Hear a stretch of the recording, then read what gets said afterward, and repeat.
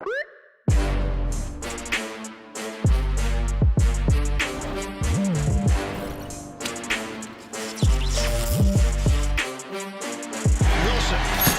the trigger.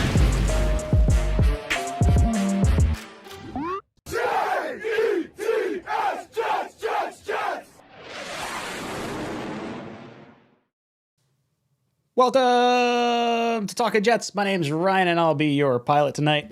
I am joined alongside my lovely co-pilot, Mr. Matt O'Leary. How you doing, Matt? I'm doing good. I miss Green Bean. I hope he feels better. Green Bean a little under the weather today.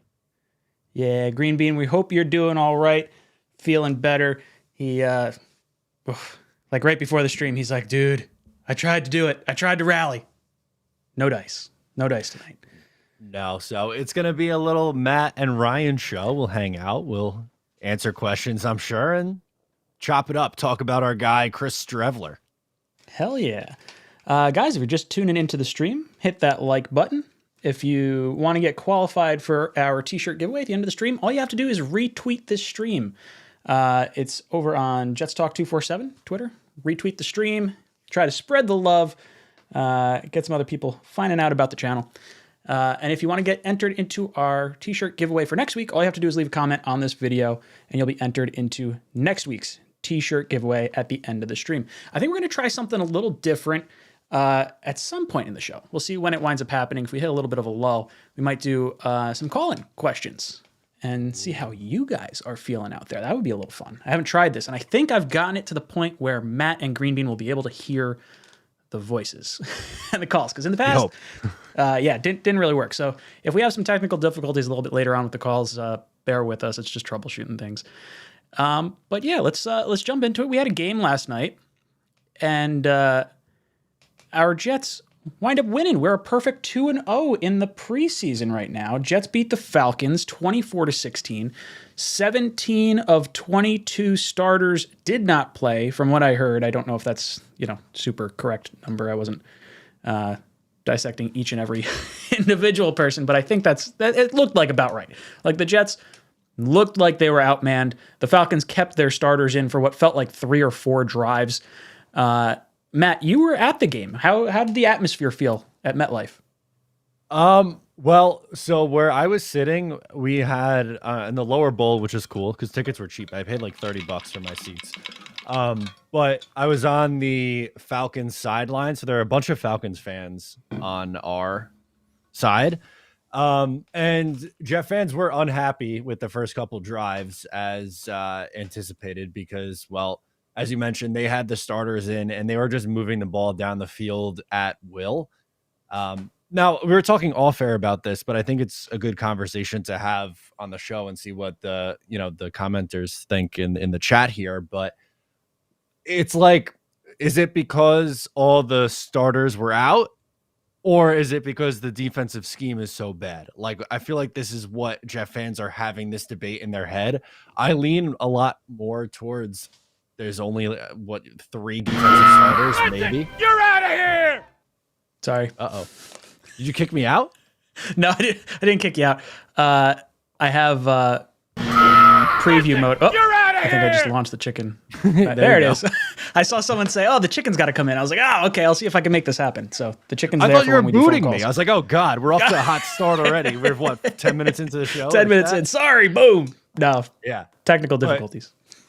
But just with the defense, is it because there's no starters, or is it because like we're just seeing more of the same with 𝐒𝐿𝐵𝐿 and this system here?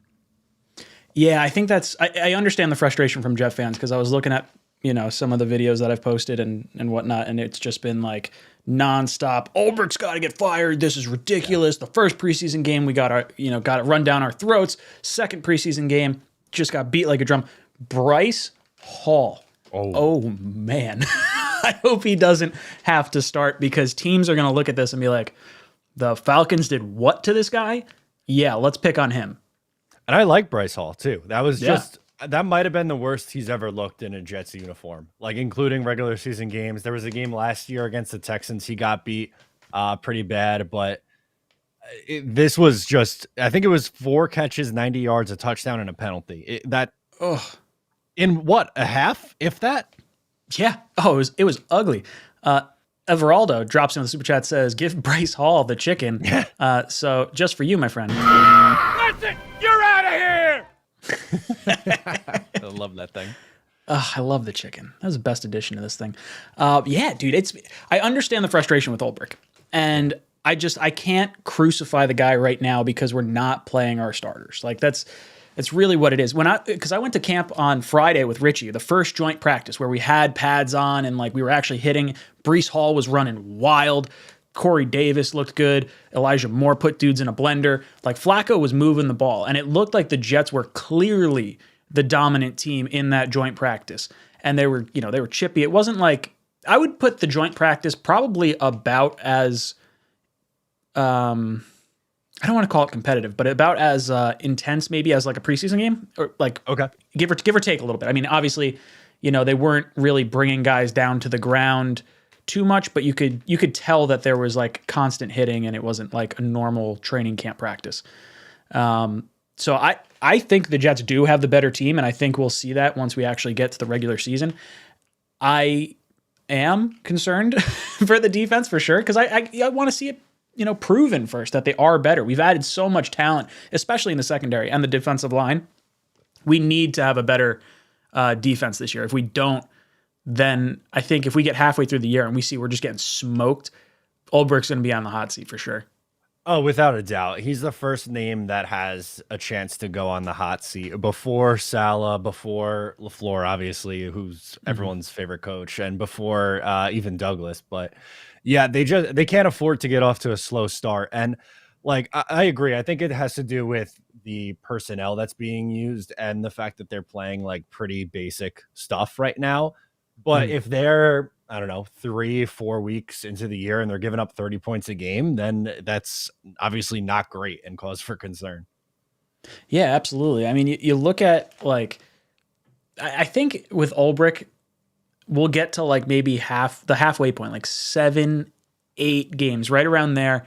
And then if the pressure's really cranked up on him, because like you said, we're giving up a good amount of points, I think you'll see Saleh take back play calling, and that'll be a way to like kind of shift some of the heat off of Ulbrich and try to kind of, if they start looking better later on into the season, they'd be like, okay, hey, look, this is what we're gonna do. We're not changing up our coaching staff or anything like that. But yeah, dude, I want him to look good for sure.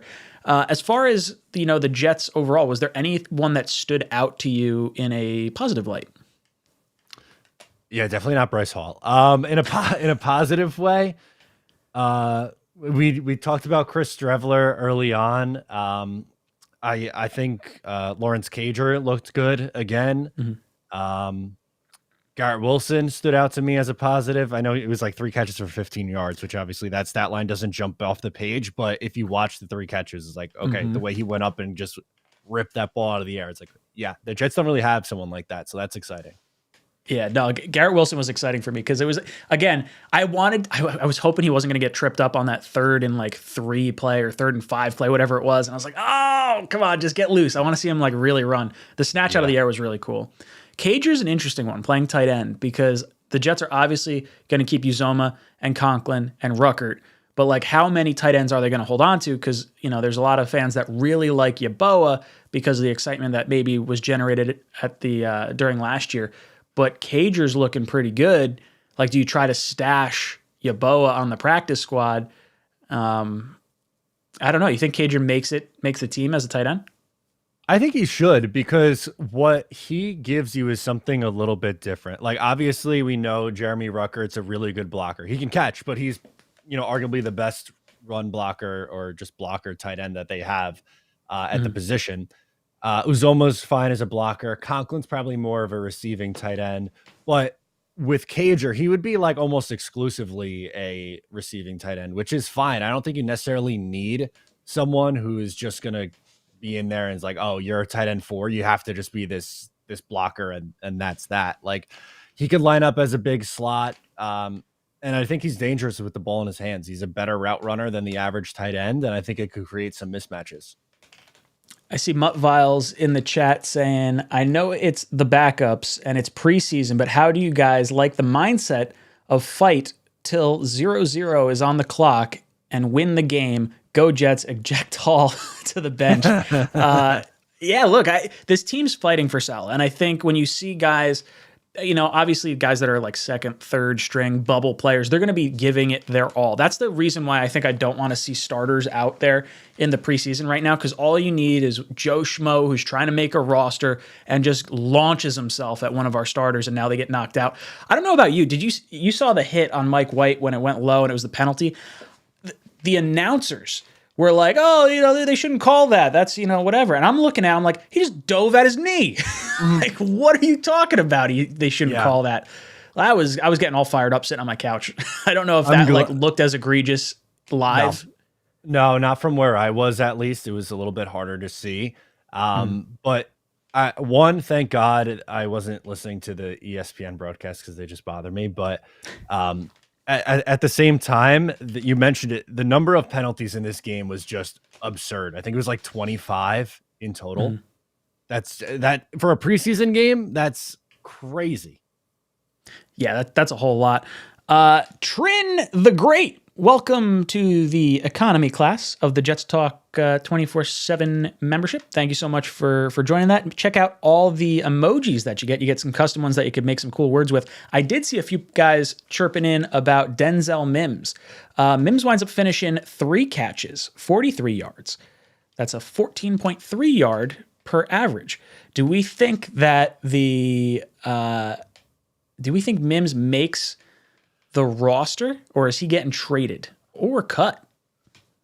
Cut would be surprising. Maybe he's a trade candidate. Like, again, it was same story as last week with Denzel, where it's like, okay, a couple of nice catches, which was good. He put up some decent numbers, but then penalty. And you're like, well, shit, man. How many special teams penalties is this guy gonna have? Like, and at the same time, like, why is Denzel Mims playing gunner? Like, oh, this is not good. I just don't think it's going to work here. I love Denzel.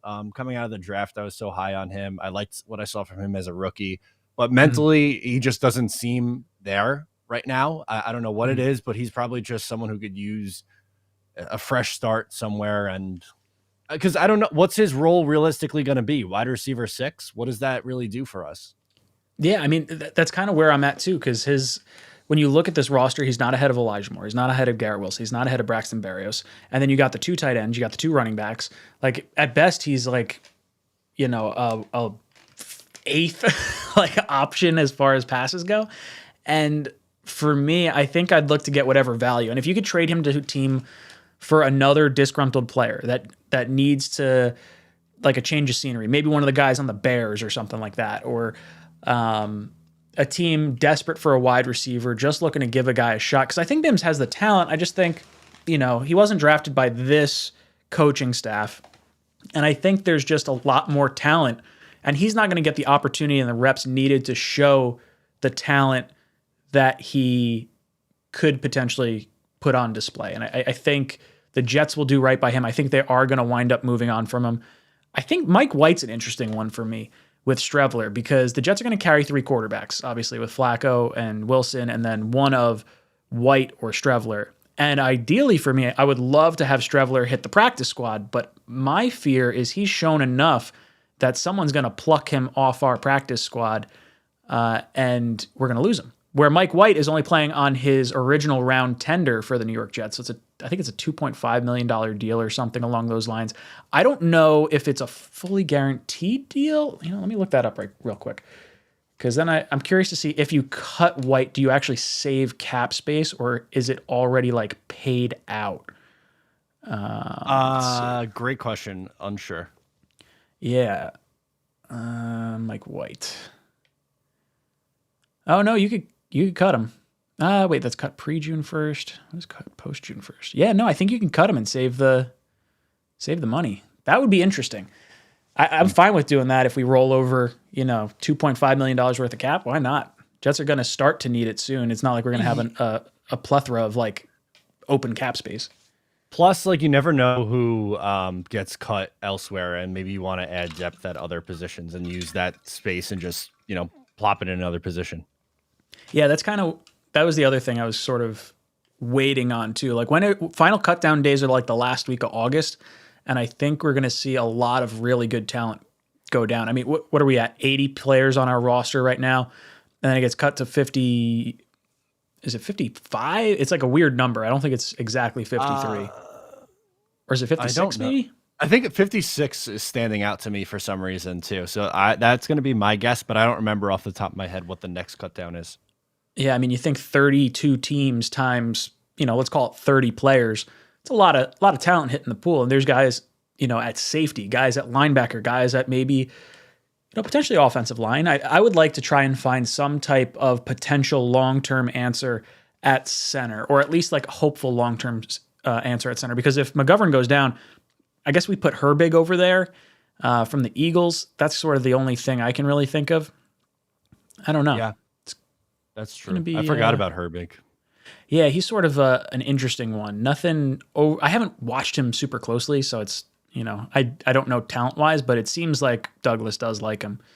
Todd Stoneburner, thank you for the super chat. I don't see anything attached to it, but thank you all the same. Jets NY 102 says, can we please have a defensive-minded coach who teaches X's and O's? It's ridiculous. Preaching technique is just an excuse for being inept at scheming. I don't think that's necessarily true, but I do understand the frustration, right? Like, Saleh comes off as like a guy who's preaching and very motivational speaker-esque, and maybe not so much teacher-esque, but that's his job. His job is to motivate the entire team. He will have an impact on the defense. It's going to happen. Like, if 𝐒𝐵RIC struggles, he is going to step in, and he will, provide insight and everything. And I think a lot of Saleh in general. Oh, Mudviles, what's up, dude? Mudviles gifted 5 memberships, so I guess some people are going to want to get some memberships there. Good stuff, dude. I don't know how that works, but boom, cool. What do you think about the X's and O's side of things, Matt? Do you think Saleh should be more X's and O's? I mean, we don't really know, right? Like, I'm not in the meeting room. He could be like teaching these guys up like crazy behind the scenes. His specialty is going to be defensive line. Yeah, you would think, like, I don't know, especially with how much 𝐒𝐵RIC struggled last year, and he still stayed hands off. So I'm wondering, like, if things start to go poorly, like, quick, then maybe he takes back the reins a little bit and says, like, okay, maybe I can't just oversee. Because you're right, it very much so feels like he is, like, the master motivator, whereas, like, he's trying to pump up the guys, and for whatever reason, like, one of the big things for me with the defense right now is there seems to be miscommunication where guys are just wide open. Like, obviously I know they're playing zone, but I feel like that's a communication thing. Yeah, I would like to see that kind of ironed out. You'd think with guys like Joyner and Whitehead and people back there that are a little more veteran, and even Reed in the, cornerback position, you would kind of start to eliminate those uh-ohs, but I guess that's what preseason is for. Jets NY follows his super chat up and says, remember, Saleh said, it's not my job to motivate. I think that's what you tell people, but I don't know. I mean, look, realistically, he should be motivating this team. That's really what it should be. Like, Adam Gase deflated this team. And it's not so much that he has to be the motivator himself and always be rah-rah, but, you don't want, like, just some boring, lack of emotion type guy when you have such a young team. Like, you want to see some energy there. So I see where you're going, Jets NY, but hopefully we see a much better defense and this winds up sort of solving itself. Joe S. says, why is Ashton Davis still on the team? I don't know if he makes the roster. Matt, what are your thoughts on Ashton Davis? I hope he doesn't make the roster. He's a track star who's trying to play football right now. It's not working. His pursuit angles to the ball are really bad. Yeah, I mean, you look at Whitehead, you look at Joyner, you look at Pinnock, like, there's other guys on this roster that I'd rather see. I think I've seen enough from Ashton Davis at this point where I'm like, all right, if he's not sticking out or at least having some flash plays, like Zuniga to me I would rather keep Zuniga right now than Ashton Davis. Ashton Davis may wind up making the roster purely because of the position he plays and the depth we have on the defensive line with Zuniga. But I mean, he's been pretty lackluster, to say the least. Yeah, I think that's putting it nicely. Daniel says, where you think we'd be if we hired McCarthy over Gase? I don't know, right? Like, it's kind of a weird thought experiment because on one side, we wouldn't have had Douglas because Douglas came over because of Gase. Like if Gase is the, that pill you had to swallow to get to the other side, it's like, I can kind of live with that. But man, that was a brutal 2 years. With McCarthy, I mean, he hasn't really had a crazy ton of success down in Dallas. I mean, I like his team, but I like the team before he got there too. So it's sort of tough to gauge him versus Gase. Yeah, I don't think he's a very good coach. I think they would have just been like, well, with Gase, the first year they went 7-9. I think they would have just been like a middling team, like hanging somewhere between like 5 and 8 wins, like never really bottoming out and never really taking that next step. So kind of just existing. That's probably the best way you could you could put that. Let's see. Old Mellow Yellow said, new Jets fan here, Zach Wilson fan. And I've really noticed the media's odd hatred for the Jets. Is it just a New York thing or what? So it's a multifaceted thing. The New York Jets, being in the New York media, are gonna get a lot of attention because there's just a lot of fans. There's a lot of Giant fans, there's a lot of Jet fans, there's a lot of Knicks fans, there's a lot of Met fans, there's a lot of Yankee fans, across the board. So the New York teams are always going to get a little bit more spotlight, but Jet fans have a particular angst about us where we had such a swagger with Joe Namath. And, most recently with Mark Sanchez and Rex Ryan, in 2009, 2010. And the last decade of years has been so horrible with the butt fumble, with Geno getting punched, with like all these different things going on. And every time they put out a negative story, Jet fans, content creators like us, Jet fans on Twitter, dude, we run with it. We start getting so mad and worked up about stuff, but that's the clicks they want to see. And that's the reason why a lot of us started our channels too, is like, hey, there's a lot of BS being put out there about the media and the New York Jets and some false narratives or spins that just don't really line up with, what it appears is going on. I know that's why we started it. So it's definitely an alternate form of getting your news, is maybe a more optimistic spin. But as far as Jet fans, I think it's just the triggering nature that our fanhood creates and the amount of clicks it generates for those ESPN articles or, New York Daily News, those sorts of things. Matt, what about you? How are you feeling about the Jets' hatred in the media? Yeah, well, I just think New York sports in general gets put under such a big microscope because of how big the market is. So it's going to draw a lot of attention. So I think you're right. It has to do with our reaction, and then just like, I don't know, if the pundits are punching down at the Jacksonville Jaguars, like what does that really do? Like, or how many Jacksonville Jaguars fans are getting riled up and clicking on things and sharing it around social media, Yeah, no, any of the Southern teams, it's all like college football. Like anyone in Jacksonville, I think you could probably fit all the Jacksonville Jaguars fans in total, like in a small room. Like I feel like when I watch their games, they got they have a cool stadium. They got the big pool and everything in there. Yeah. But it doesn't feel like there's ever a lot of excitement. They're all about their college football down there. So you got FSU, you got Florida, you got Miami, you've got Alabama, LSU, like all the teams that are surrounding areas that are just better than the Jaguars, and they have a longer history than the Jaguars. The Jets, the Giants have a longer history, more fans, just kind of the nature of the beast. True.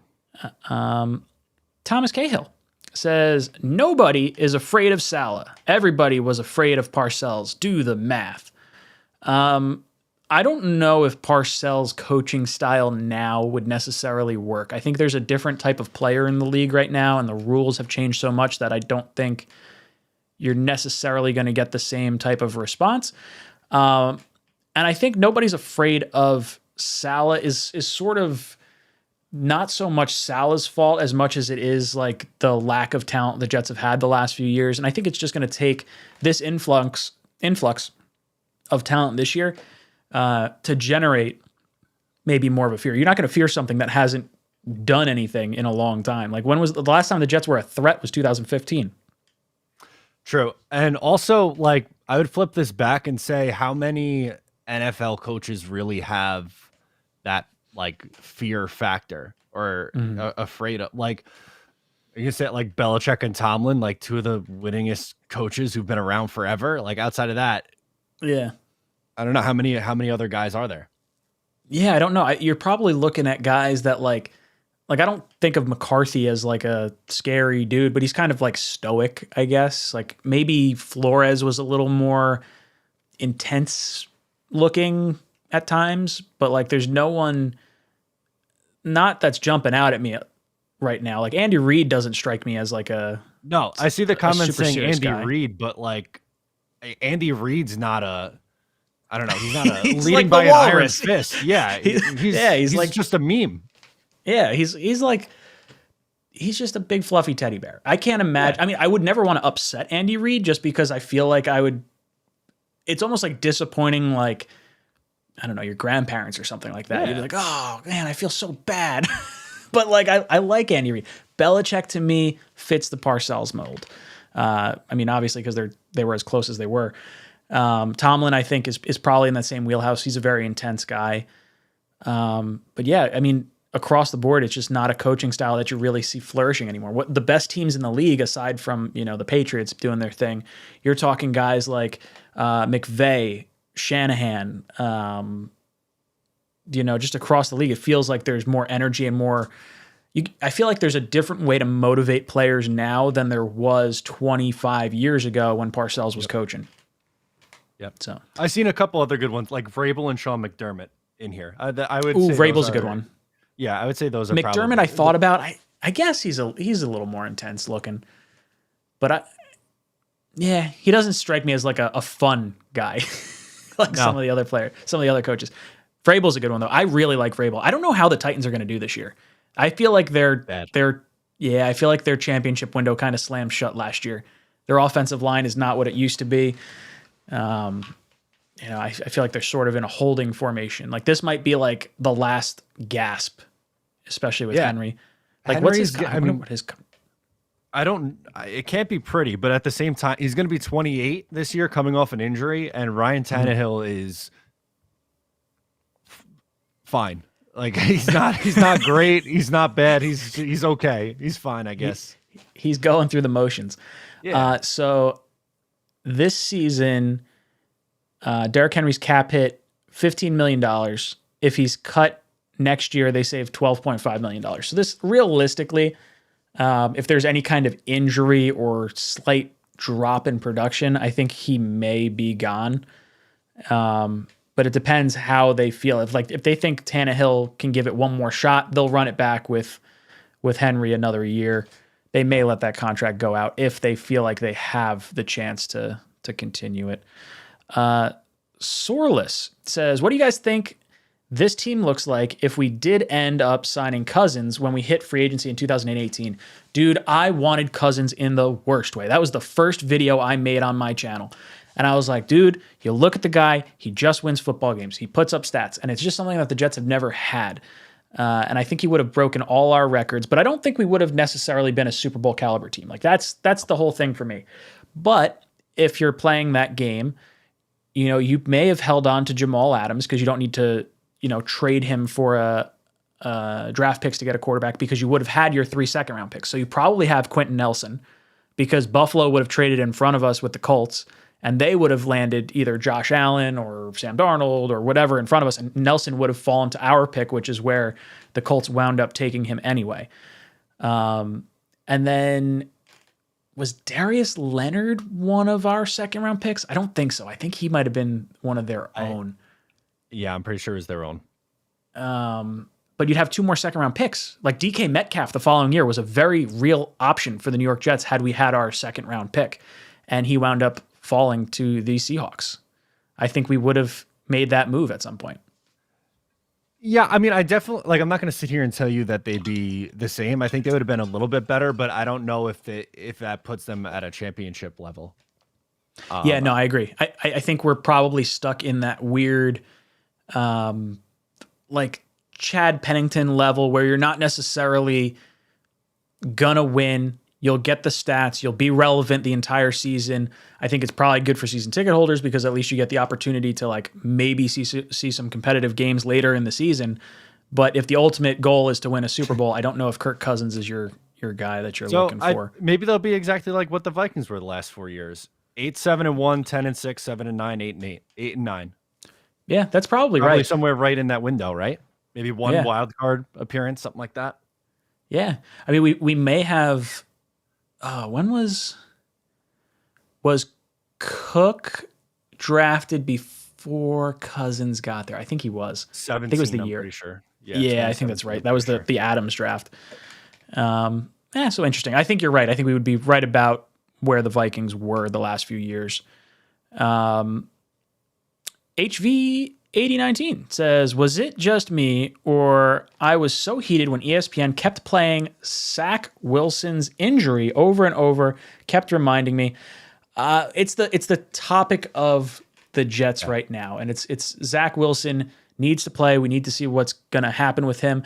My gut feeling on Zach is he's not going to play till week 3.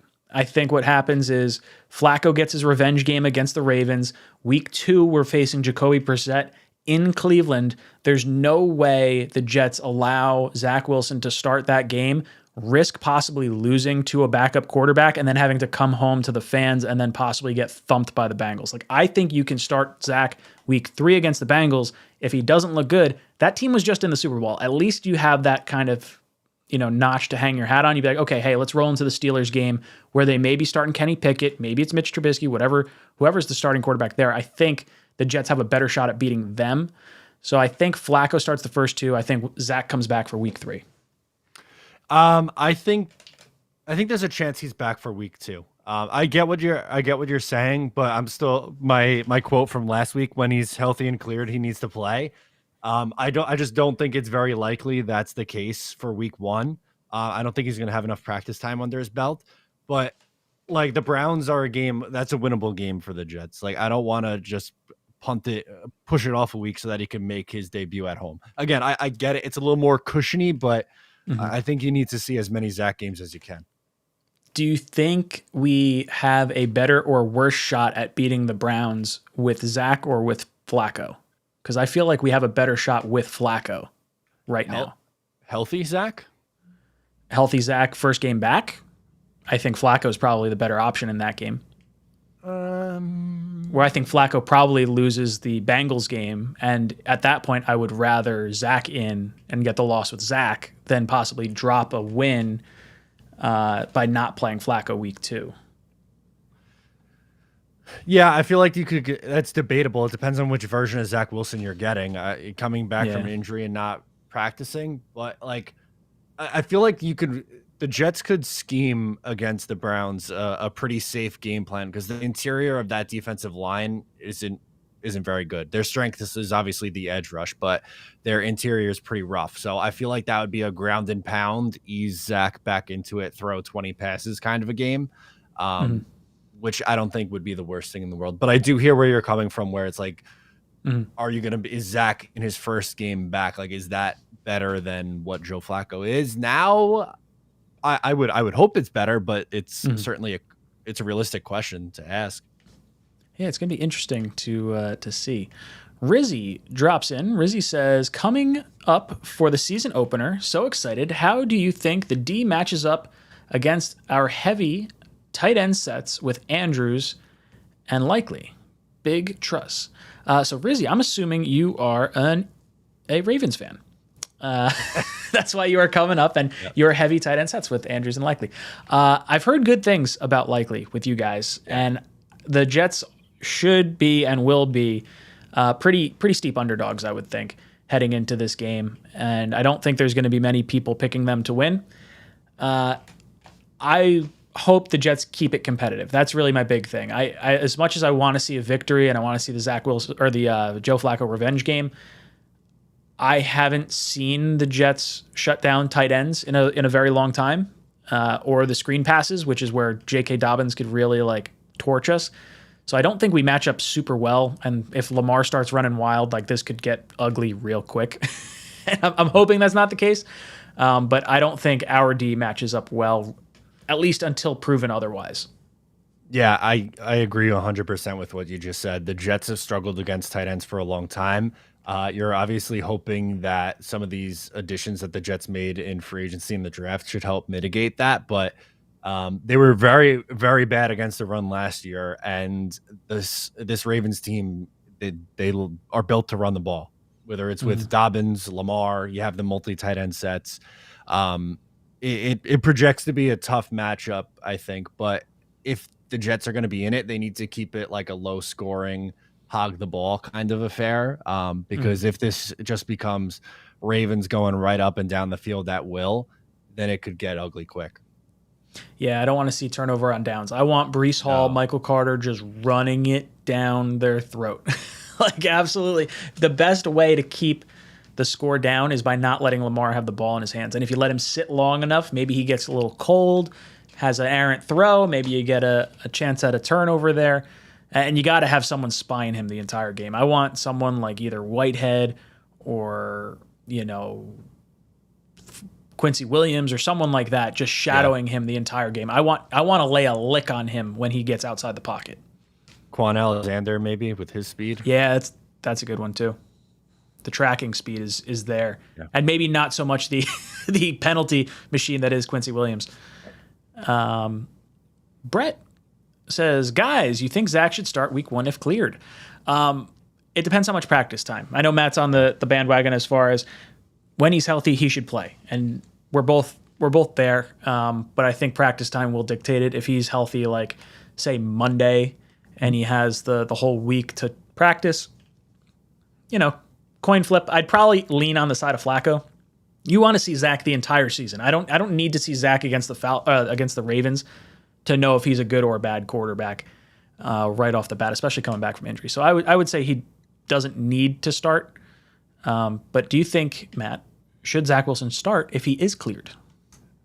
Let's use your example of, let's say he's cleared on Monday and starts practicing right away. Then I would say yes. But if it's like a cleared on Thursday, you get one practice and a walkthrough, then I'm saying we're going to hold you back and let the veteran go out there and let's get you a week of practice, because I don't think it's fair to him to be like, oh, you were just cleared 2 days ago, now you're going to play. I think that's a recipe for disaster. Yeah, I agree. Looks like our buddy Buffalo Jet fan. Ooh, we'll is in the chat. Oh yeah, we will. Actually, hey Buffalo, in the chat, if you want to jump on with us, I'll email you the link, and you can come on if you got some time. If not, just let me know. Either way, we are just hanging out here. I'm here with Matt O'Leary. Green Bean is feeling under the weather, so unfortunately he is not with us tonight. If you want to get entered to our t-shirt giveaway, all you have to do is drop a like and then retweet this stream, Jets Talk 247, and you'll get qualified for our t-shirt giveaway. And at the end, or if you want to get entered into next week's t-shirt giveaway, and you're watching this after the fact, all you got to do, drop a comment down below. So, rumor has it Green Bean had bad salmon. Bad salmon. Ooh, he's got the Denzel Mims treatment. Right? Coming out like lava. Oh, God. Ugh. Ooh. Not good. Not good, Green Bean. I was trying to come up with like a Green Bean. He's looking green. He's under the weather, right? Yeah, there you go. What else you guys talking about in the chat? See you guys in there. You know what? Let's do the let's give the phone call thing a try. Let's see if that works. Yeah, let's do it. Might as well. All right. Yeah, we're gonna give this a try. I don't think. Oh, I didn't do my timer though. Hold on. Before I do that, if you want to take a look at the chat, if anything pops up to you, let me know. I'm gonna see if I can move the timer over. Right now, they're debating quarterbacks. It looks like right now.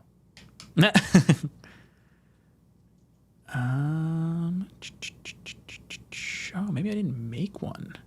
It's because I haven't done a call-in show yet. That's my. I wanted to get your take on the Mike White versus Chris Streveler topic. That we haven't really gotten too deep into that. Ooh, okay, yeah. Let's have that discussion. Then we'll go over to phone calls. So for me, I want Strevler on the practice squad. If I felt confident he wasn't going to get plucked, then I would put him on the practice squad and stash him. Because Mike White has some game experience. He played well for us in the game and a half that he played. But he hasn't really looked that good in preseason. And I don't know how much stock I want to put into preseason because Strevler's playing against backups too, but he didn't have any reps. Was it last week? And he wound up playing well. So Yeah. I think the upside is way higher with Strevler, so you may want to just opt for that. I almost feel do you think that Mike White could execute the game plan better as QB3 if called upon? Or do you think the upside of Strevler is better? I'll take the upside. That's kind of where I'll I'm at. definitely take the upside. And I think, well, maybe not so much after the last 2 preseason games, but maybe there's a world where you can still trade him for a conditional pick next. Nick Mullins just got traded. I didn't think Blake Cashman could get traded. Who knows? Maybe a team gives up who draft picks. It doesn't really matter to them, and they're going to trade a 6th or 7th round pick next year for a guy who they feel like could be a backup. I just think that if you tried to practice squad Strevler, I think he would get claimed. And we're under the assumption that Zach's not playing week 1. He could, but I think most are saying Flacco's going to start, and obviously Flacco needs a backup, so it's either Mike White or Strevler. Personal preference, I would try to trade Mike White, or even this might sound crazy, but at this point, I think Mike White might have a better shot of making it through to the practice squad than Strevler because of just what we've seen in the preseason. Can Mike White still be on the practice squad? That's the only question I have because he's 27, I think. I don't know if that's I think at a certain point you can't be put on the practice squad. I think you automatically go to free agency. I think. Chat, let us know if that's correct. I think I gotta look up practice squad rules. Yeah, I get the feeling that he might be too long in the NFL. But yeah, you're right. If you could practice squad Mike White, I wonder how that affects his contract. Does he then get signed for the vet minimum instead of the tender? Because the tender is $2.5 million. So, but okay, I figured it out. But you were right before 2020, but then in 2020 they changed it to that anyone could be put on the practice squad. Oh, okay, yeah, that's the move then. Yeah, save the cap space. If he gets claimed, who cares? I guess you're not too beat up about it. And then if he doesn't get claimed, he goes on the practice squad. Then he doesn't have to move, right? How about it? Although, do you think he'd get sour and be like, I don't want to sign with the Jets practice squad because you cut me for this guy that hasn't gotten any reps? Yeah, but when he got reps, he was better. Mike White is playing also against second and third stringers too. It's not like he's going up against exclusively first stringers. He did play a little bit against first string defense this week, but he played up until the third quarter. And then in week 1, obviously Zach started against the first string, and Mike White came in against the Eagles' second and third team guys and didn't do anything. So he had a really great game against the Bengals where his average depth of target was under 5 yards. And had 9 turnover worthy throws in 3 games. So I'm all good there. I like it. Boogie Down Bronx says, hey guys, just wanted your opinion. What do you think about the offensive line who has not played or really practiced together? Hopefully we can fix that. I think we're definitely going to see a growth period. We saw it last year when we added in Moses. We lost Becton. Fant moved over to the left-hand side. AVT starting his first year. This year is a little bit different because we don't have any rookies on our offensive line, but everyone's playing new positions, not new positions, but playing next to new people in new roles in some capacity. AVT and Fant played together and they played well together, but they're moving from left side to right side. Tomlinson was a Pro Bowler last year on the left side, comes in, stays on the left side, but now he's playing against Dwayne Brown, who's also a Pro Bowler, but they haven't played together. So there's that whole chemistry. And then now you're talking about McGovern in the middle of both of that. So I think you're going to see a lag period for how good this offensive line could be. It might not be as long as last year, but it might take till week 4 or so for them to really start hitting their stride. And I am a little concerned that their lack of production early on might skew people the wrong way in terms of like Breece Hall and stuff like that. Because I saw people getting really hot about like, oh, Breece looked horrible, yesterday in his 3 or 4 touches or whatever he had. Right. Yeah, I don't know. I'm not going to get worked up over Breece Hall in the preseason right now. But as far as the offensive line goes, like, I can't lie, a part of me is a little bit concerned if they don't get really any practice or game time together. I think it's probably going to take a couple week adjustment, but this line has potential to be really, really good. I think they eventually settle in, just like last year. I mean, it started a little bit rough last year, but they ended up being, a top half of the league offensive line. So I'm not concerned about it long term, but the first game or two might be a little bit of an adjustment. Mm-hmm. Richard Delgado dropped in his member super chat and says, spoiler, no. But I don't know what that was in regards to, because I think I missed it. It was just before this one. Hey, spoiler, no. Speaking of spoilers, I'm not going to say anything, but did you watch the new Game of Thrones House of the Dragon? I did not watch the original Game of Thrones. I'm not really a fantasy type of. That's just not really my style. I know it's a really good storyline, and it's so much more than just I believe everyone in my life has told me this. It's just not really my thing, so I'm gonna pass on it. That's totally all right. I watched it. It's intense. For those of you, I won't go into any more of it. But yeah, it was an intense episode. Andrew says, opinion about the Zone D, no rush equals being burned. Yeah, I think you're seeing vanilla schemes right now because you don't want to give away or tip your hand towards any of the teams you're about to face. And I think you'll see more aggressive play when we start sending blitzers, when you start sending, maybe not sending, but start having press man coverage. Like, I think that's where Sauce is really going to shine. I do think they're going to play him in a little bit of zone. One, because we tend to play more zone anyway, but 2, I think Sauce is going to get flagged a lot this year. I think they're going to be on the lookout for pass interference and like holding on the defensive side from the defensive backs. And I think because of Sauce's play style, he's going to have a rough first year from a penalty perspective. And it might take him a little bit of the season to kind of figure out how to play in the NFL. What do you think about that? Yeah, I agree. I think that's a fair estimate because at times that was one of his few critiques is he can get a little bit grabby at times. Supposedly, I mean, he hasn't been targeted yet, so he's probably been pretty good in coverage. I have to go back and watch the full tape on it, but with him, I think we'll see both Sauce and DJ Reed kind of bring some stability to the secondary. That's my hope, at least, because through the first 2 preseason games, as we mentioned earlier, it just feels like there's wide receivers and tight ends running wild all over the field. And I think the pass rush obviously improved. So I think they'll be better. But yeah, if we're just basing it off the first 2 games, it started very slow. There hasn't been much of a pass rush, and they feel like they can't cover. So you mentioned the tight ends. Richie and I, when we were at camp on Friday, stood right next to Kyle Pitts, and oh my Lanta. Yeah, this man, gigantic. He's a huge person. His hand, dude, it's like he's wearing like baseball mitts, like for hand, like that's his hand. Like it's huge. I don't think I've ever seen a bigger human from like a pure bulk perspective. Like this guy, he's scary. He runs like, he's like Megatron in tight end form. Absolutely crazy. Yeah. All right, let's give this call-in thing a try. Let's see how that goes. I don't have the timer, so we're going to keep it to just the question.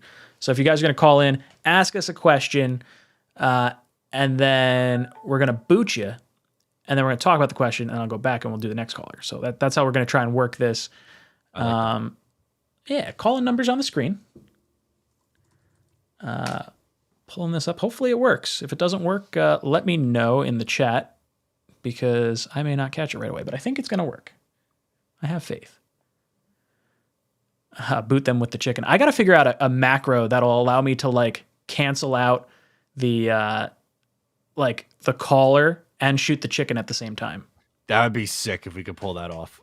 I probably can. What I should do is have a pause so they hear the chicken and then get booted. Like give them the double whammy. Yeah, that'd be great. Let's see. Ooh.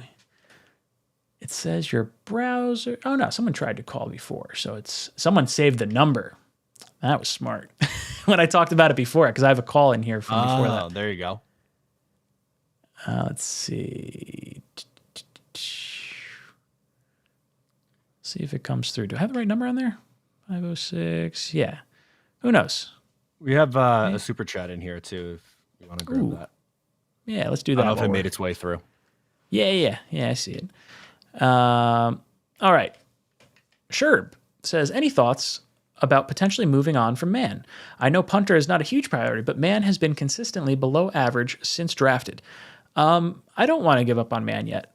I don't think there's any reason to. I don't think he's been bad.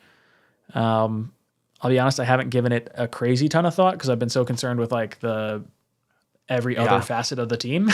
Like from coaching on down, like punter is so beyond where I'm at right now. Unless we start losing games because of, the punter. Yeah, I just think that at times he can get a little inconsistent. He has a really good leg, but at the same time, there's just too many times. You got a phone call coming in. All right, pick it up. From Naeem. Ooh, Naeem. to accept, press 1. Let's see if this works. Welcome to Talkin' Jets. Can you hear us, brother? Yes. Yep, I can hear you. Good. Matt, can you hear him? Yep, I got him. Oh, this is cool. It's working. Cool. You're our first caller on Talkin' Jets that actually everyone got to hear. Cool. Ooh, but definitely listen to us on the phone, not through the stream because there's going to be a lag there. So what's your question? Okay. My question is, what do you think of the quarterback between Mike White and Streffler? Who do you think's going to win that? Do you think Mike White is still the favorite, or do you think Stressler's, going to take his spot? Ooh, we were just talking about this, and we just looked up the practice squad rules. So we think that Mike White has a better chance of landing on the practice squad and staying there than cutting Strevler and having him make the practice squad. We think he's probably going to get plucked by someone. So I think it's worth it to cut Mike White, save the $2.5 million in cap space because of his tender, and then keep Strevler. Matt, anything to add to that? Yeah, I agree with you on that. I think Strevler's looked better in the preseason. I also think he adds a little bit something more to this offense. He's a little more similar to Zach in the sense that he could use his legs and extend plays that way, where Mike White is more of your prototypical pocket passer. And I think if you're going to carry Flacco, I'd like to have that other alternative and go. I think I'd go Strevler at this point. I love it. Brother, thank you so much for calling in. You have been ejected. You're out of here! From the cockpit. Boom. That was fun. I'm really glad that worked. We were trying to do call-ins for the longest time, and we couldn't figure out how to route the audio to make things happen. No, but it works now. Oh, here we go. Yeah, here we go. Got another one. Call from Andrew. to accept, press 1. Andrew, what's up, dude? Welcome to Talkin' Jets. What's up, fellas? Go Jets. Yeah. What's on your mind? I was wondering what you guys thought about the DB, especially the safety position after the first 2 preseason games. Ooh, safety position-wise, I'm a little concerned with Whitehead from a, I just want to lay a lick and not wrap up perspective. I think he's going to be better. What was that? I said I agree, totally. Yeah, I think, we're going to have way more stability back there than we have in the past. I think Joyner and Whitehead are going to provide some comfort there. I think you could see guys like Parks or Pinnock make the team ahead of Ashton Davis for sure. I think, easy, right? yeah, I get the feeling that we've seen kind of what we're going to see from him, and that's all it's going to be. Matt, what are your thoughts on the safety position? Yeah, Thanks, on the fellas. I'm gonna hang up. I appreciate taking the call. Yeah, of course. Thank you. Yeah, for me, I think that. Are we getting another one? Hey, I got another one. I just had a call waiting thing. That was pretty cool. So I got to figure out how that works. What is this? I've never had that happen before. Usually it just blows past people. So actually, follow up, guys. You guys can stay on the line because it actually works pretty easily to talk. And then it doesn't make another caller pop in after the question. So it's a learning experience. Yeah, it's a learning experience for everyone involved. I love that for us. Whitehead, I'm pretty confident in. I understand the tackling concern question. I think that's legit. On the other side, I don't know what the plan is at free safety, which is scary. Joyner is old and often injured, so if he's healthy, that's fine. But you're looking at what maybe. I mean, they seem to really like. I almost said Nasruddin, but it's not. Who's the other guy they drafted last year that they moved to safety? Pinnock? Pinnock, yeah, Pinnock. I don't know why I mixed those up, but I did. Sorry. Maybe they seem to really like him at safety, so maybe that's their long-term solution, but that might be a little bit risky. Thomas says, White looks like he swallowed Xanax. Ouch. Buffalo Jet fan says, Ashton Davis doesn't do a single thing well at safety. He's gone. I mean, he runs fast. Yeah, he's quick and running out of bounds behind the guy because he took a bad angle. Yeah, I think we're all on the same page there. All right. Phone number is on the screen.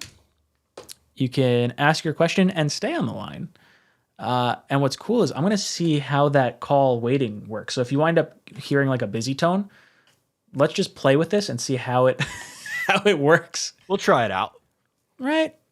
Who knows? Jose goes, hey guys, sorry, good evening. They're watching you guys. I don't think that's a correct sentence. All right, we got a caller on the line. Call from Mike Muttviles. Muttviles. Hey, what's up, Muttviles? Ooh, I think I can put this person on hold and accept. What's up, guys? Let's see if this Call works. from Bernard from North Carolina. Whoop. Sorry, Bernard. accept, press 1. To send Let me see voicemail, if press I 2. can. Oh no, we had Muttviles. All right, Bernard, stay on the line real quick. I'm going to go back to Muttviles. Muttviles, you there? Oh, no.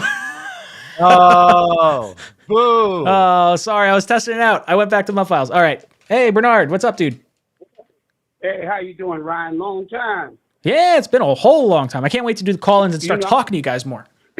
You know, I've been trying to reach you for a long time, but the way it's set up, I guess you don't have the cubicle system to put me in. I had schedule our time, and it popped up. Okay, so see now I think this is Muttviles calling again. I can end and accept. I can decline, or I can put hold and accept, but then it jerks me over to the other thing. So, Bernard, stay on the line real quick. I'm going to try something. Call from Got Up. All right, dude, I'm going to put you on hold. I'm going back to the other caller, and then I'm going to try this. This probably isn't going to work, but well, we'll give it a go. We'll give it a go. Is he there? All right, Bernard, can you hear me? Hello? Bernard, no. Bernard, are you there? No. The issue is when the second call comes in and the ticking starts. Then that's when all hell breaks loose over here. That's what it is. So I just got to decline everyone that does it. Bernard, I'm sorry. I screwed that up. Other caller, are you there? What's up, Ryan? Hey, what's good, dude? Sorry, I booted you, Bernard. What's up, dude? Welcome to Talkin' Jets. What's on your mind? Hey man, I would take. I want to see if you guys agree. I know Corey Davis has the experience, and most people are gonna be like, it's gonna take Garrett Wilson a couple weeks, to acclimate himself. But I think week 1, it should be him and Elijah starting on the outside. Let's get it rolling, get the young guys going right from the jump. Ooh. I've seen enough. Matt, what do you feel about that? Yeah, why not?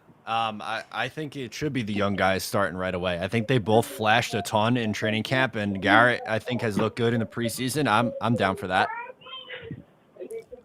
All right, dude. You know what that means. You have been ejected from the cockpit. Call from Mike the barber. Mike the barber. What's up, dude? Welcome to Talkin' Jets. Hey guys, it's good to hear. What's your main 2 concerns entering the season? Ooh, two main concerns. I'm going to say, can we stop the run? And is Zach the guy?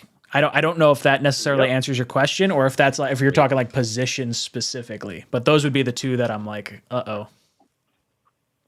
And we need 2 new tackles coming in next year. I think we're gonna look for a tackle, but at least I can sit back and say like, okay, they're playing Mitchell at right tackle.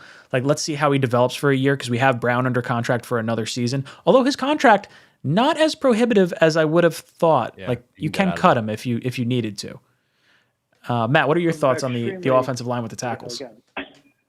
Yeah, I'm not worried about that yet. I know that feels very short-sighted of me to say, but like I want to get through this year and see what the offensive line looks like, because you kind of hinted at this with your first original answer, was that you need to figure out what Zach Wilson is. So for me, it's just like, let's worry about this year. Let's see how both these tackles look, and then you worry about the offensive line next year, about those two positions. But I definitely think that you're going to probably have to look to bring in at least one tackle in either free agency or the draft.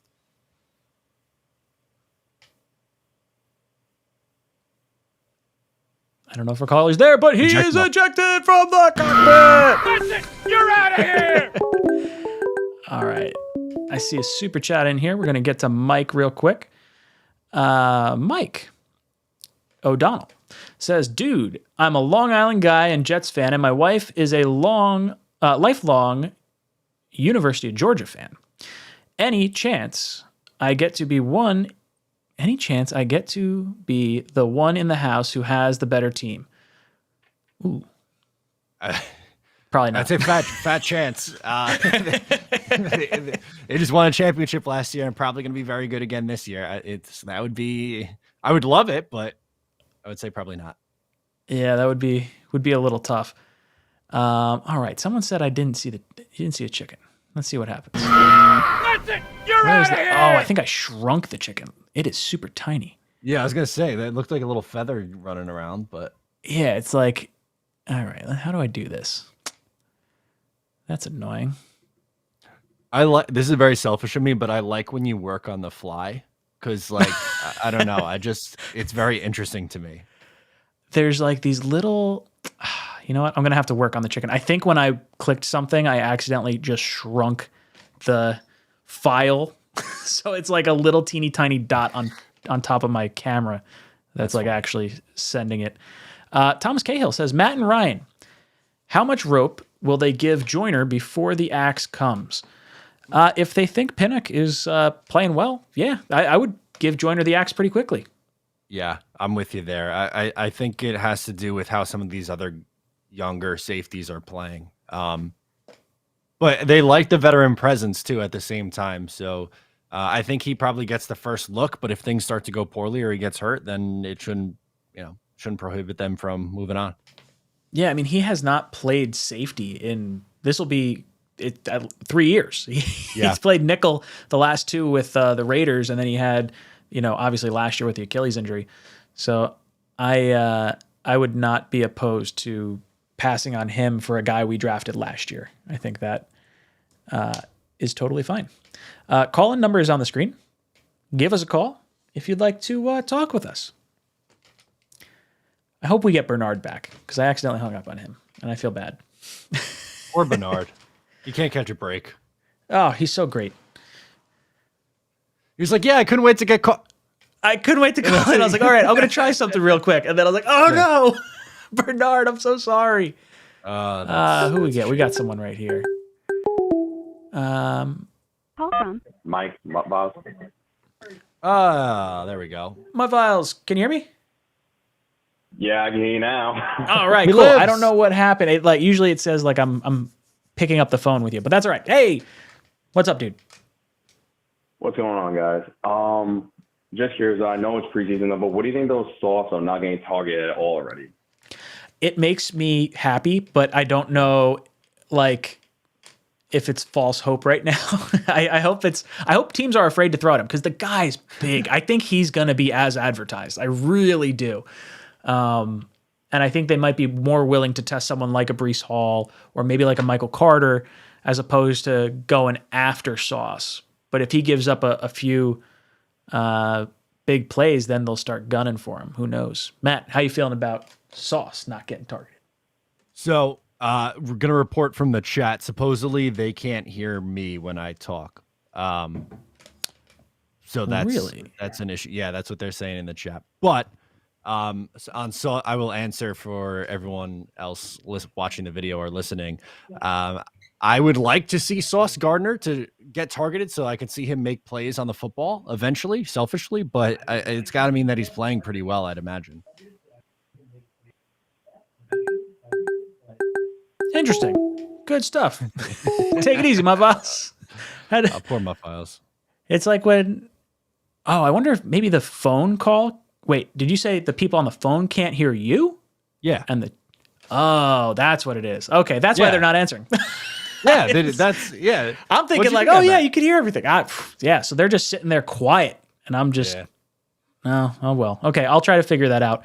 Until then, Jersey Jets comes in and says, if Zach gets hurt again or plays poorly, what are the chances we draft a quarterback next year? I would say pretty close to 0. I would roll with Zach. And then depending on what happens with Jimmy G, I would look to bring in Jimmy G next year and have him compete with him on like a 1-year or like a contract that would pay Jimmy G like a franchise quarterback if he winds up being the starter. I don't want to just give up on Zach after 2 years, but I think you have to have a contingency plan in place. And I think I've seen enough from Joe Douglas right now that I feel comfortable. I would like him to make another quarterback pick if Zach were to not be the guy, because I think he's acquired enough talent, but a lot of it's going to have to come into play. Like, does that translate to wins this season, even if Zach's not playing great? Yeah, I don't know. The drafting, being able to draft another quarterback is that's I like Joe Douglas, I really do, but that ties you in for another probably 2 or 3 years. And if you're resetting that button, and then how long is this leash? I guess would be my rebuttal question to that. It's not necessarily an anti-Douglas thing. It's more of a this is who he aligned himself with. Like it almost better work out kind of a thing. Yeah, I think that's fair. For me, like looking at the Zach Wilson pick, like trading Sam Darnold was the right move, especially because you were in a quarterback heavy class. You had the number 2 overall pick. Now, unfortunately, you missed out on Trevor Lawrence, which is where like a lot of us thought we were going to be able to go by the end of that season. But we're really excited with Zach. But okay, you passed on Mac Jones. I don't think anyone was going to take Mac Jones at 2. Trey Lance went 1 pick behind us. If Trey Lance winds up having a great career, then all of a sudden that looks pretty bad.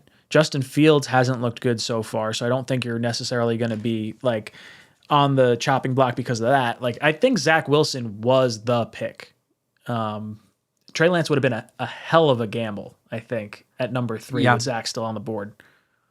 No, it would have been. And like the thing is, like people, you always see the crazy comments, but I think it was last week someone was saying they should have taken Trey Lance. Right. And we were saying, well, if the 49ers had the 2nd pick, they were taking Zach Wilson. So what does that tell you?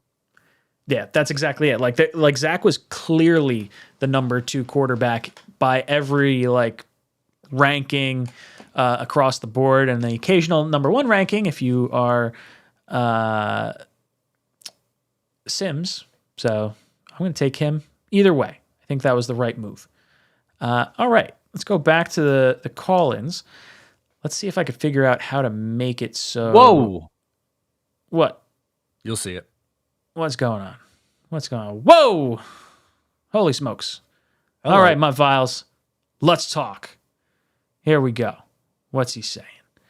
My file says, chat was trying to listen to Matt in the stream. LOL, my bad for the silence chat. LOL. My other question was, how long do you see the starters playing next Sunday against the Giants? I think only a half, and that's it. Also, guarantee a victory against the Ravens. Yeah, hopefully we're getting that victory against the Ravens. I want to see a week 1 home opener, Jet win. I can't tell you the last time I was at a home opener and the Jets actually won. It's been a very, very long time. Yeah, that's a great point. The last one for me, I think it was the Jets home opener, was Jets-Browns with like the 2015? 2015 year. I think that was the home opener. It was, yeah. I wasn't at that game, but I'm trying to think. Have the Jets won their home opener? When was the last time the Jets won their home opener before that? I don't know. I think it's been a while. We've been pretty bad with the home openers.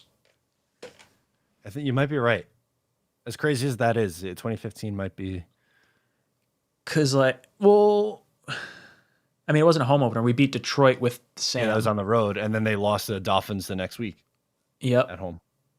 We lost to the Bills week 1 with the mono year. In 19. In 20, they lost every game until the end of the year. Mm-hmm. What would 17 have been? I think they also lost to the Dolphins in week 2. Man, so 16 would have been Fitz's second year back. I have no idea. They I don't lost remember to they lost to Cincinnati on opening day on 9/11 that year. Oh, wow. Okay, so yeah. The Browns one was the last time they won a home opener. The second part of this, well, I guess first part of this question, how long do you see the starters playing Sunday against the Giants? I don't want them to play. Like, I mean, very few. I want to see the young guys play. So, like, which I guess is a lot of our starters. But I'd like to see, Sauce and Johnson and Brees and Garrett Wilson. Like, I'd like to see those guys play. Yeah. Yeah, I think we will see more of them. My guess, maybe a quarter. I think that because Salah came out and said that they're going to use it like a dress rehearsal. So I think to me that's at least a quarter. Yeah, I think if they have a really good drive and they score a touchdown, like let's say they get the opening kickoff and they drive down the field, I could see that being it and being like, okay, we're looking good. Let's end on a solid uptick here. Let's get the other guys some playing time. If they go 3 and out, or if they have maybe 2 first downs and a stall, or they get like a field goal, I do think they'll get another drive. And I think it'll depend whenever they have their first good full drive where you feel confident. I think that's probably where they pull them. I don't know if I don't want to see them play a half. Like I don't want Carl Lawson to see the field at all. Anyone who's put him in bubble wrap. Critically. Yeah, dude. Anyone who's critically important like that. Like Elijah Moore, I don't necessarily care if he plays. Like I know what we have in him. It's really the question marks that I'd prefer to see. Yep. But Mutt Files, thank you. All the same. Thank you, Mutt Files. All right. I'm going to see if I could figure out this call-in thing on the fly. I think it's just a matter of setting something. Although I think what I'm doing is I think I have something on mix minus on the Roadcaster, and I think that's what's not allowing them to hear you. Probably. I think it's because otherwise I would hear you twice, I think, or something along those lines. I don't know if that's right. All right, so we got this ringing. All right, picking up the phone. Call from Carson. Carson, what's up, dude? Welcome to Talkin' Jets. What's going on, Ryan? It's been a long time. How we doing? Dude, we're having a grand old time. I'm going to have you stay on the phone real quick because I'm going to troubleshoot something while you're here. I'm not going to hang up on you. But go ahead. All right. So, Matt, can you hear me right now? You can hear me? Yes. All right, caller, can you talk? Hello. Did you hear that, Matt? I also heard the caller. I don't know if the caller can hear me. That would be pretty beneficial if he could. Caller, can you hear Matt? I'm going to take that as a no. I can hear Matt, but I have the stream going, so I can hear Matt through the stream, but I don't know if there's a delay. Rats. So it's probably some mix minus thing that I got going on. I got to figure out how to do that. Rats. All right, sorry. Do you have him on a group call, or is it a one-way? So I have him through like the streaming software I'm using. And there is an audio source that's capturing my microphone, going into my Roadcaster and pushing that out to Matt, while I'm also capturing his audio, sending it into the Roadcaster so I can hear it in my headphones. And I thought I would have had it going this way, but there's probably another source that I have to play with off camera. I think that's what's going to wind up happening. I gotcha. All right. Well, I appreciate you troubleshooting. What's your question, brother? And then we'll talk about it. So I kind of, I texted you about it the other day. Two things, actually. One, we kind of discussed Jeff Ulbrich in kind of an extensive sense. I understand that Saleh loves him there because he runs his 4-3, but there has been no defense that Jeff Ulbrich has really ran that has been top 10 in the league, fundamentally or schematically. I mean, he was in Atlanta before New York, and his defense was, 22nd, 24th. And Atlanta hasn't had, when he was in Atlanta, they didn't have a good pass rush there either. Now, maybe that was because of the talent that was there. I get it. But from the Jets, from what we've seen last year, I get it. We didn't have Carl Lawson last year. We were not doing so well pass rushing either. The secondary, for some odd reason, he doesn't know how to schematically put out a defense where on first and second down and long to where he could, I get you want to play the sticks. I understand that. But every single time I see the Jets in a second and long or third and long, they tend to give up like a 15, even a 25-yard play on a third down and 20. So I don't understand schematically what he's doing out there. He's running a cover 3, like in the preseason game the other day. Ritter was killing the cover 3. I even texted you about it during the game. Killing the cover 3. He's taking the cover 3 the whole drive, right down the field. So can you answer me and tell me why Saleh chose Ulbrich to run this defense? Because schematically, it doesn't make much sense to me. So I think it's definitely relationship-wise, because didn't they coached together in Jacksonville, I think, right? Is that where that connection was? So, yeah. So yes. I think that's why he chose him. I think he believed in him, and then maybe, the coaching staff was getting refreshed in Atlanta anyway.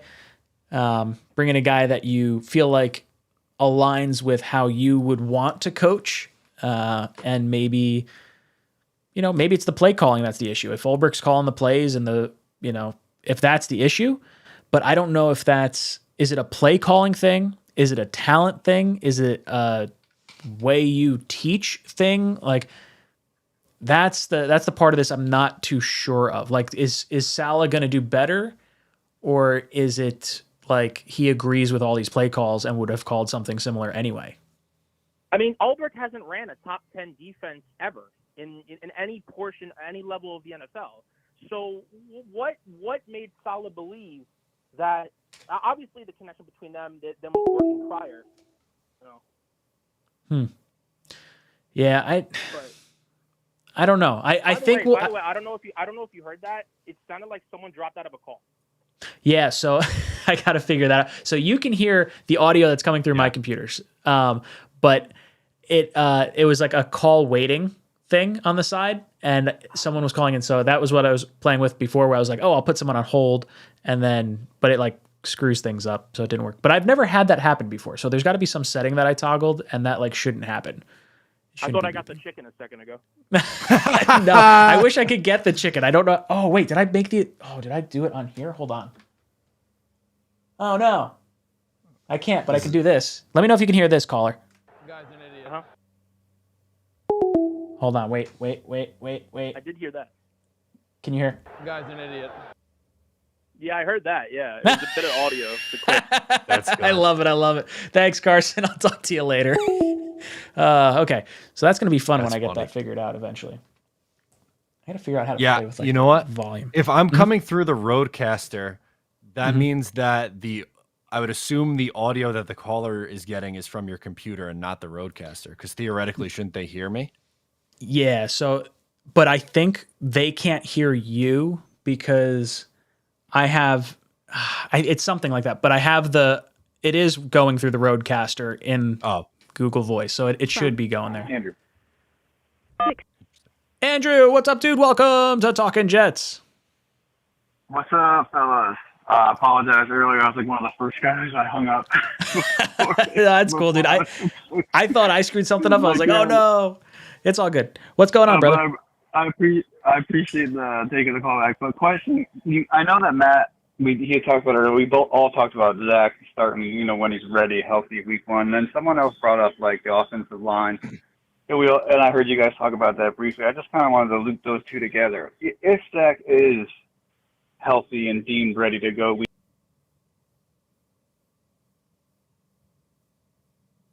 played right tackle. AVT, as good as he is, hasn't really played right guard.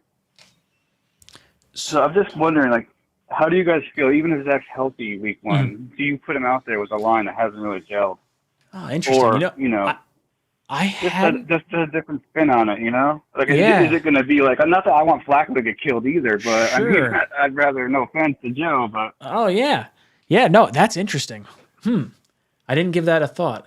Yeah, I guess I would rather give Zach a little bit of time. Like, obviously, you want to see as many games from him as possible, but letting this offensive line gel a little bit and letting Zach see, how Flacco prepares and that sort of stuff, that's really not a bad option at all. Matt, how are you feeling about, maybe the offensive line being better given a few weeks and letting Zach come back?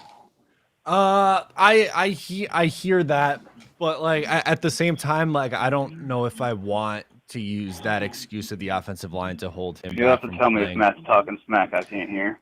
Yeah, he's talking. I wonder if this. Hold on, Matt. Start talking. I'm just curious if this works. Chest 1 2 microphone. Is the caller able to hear me? I'm gonna assume not. Yes, absolutely can hear. I figured it out. You did it. Let's go. Love it. Love it. But I was just saying. So love it.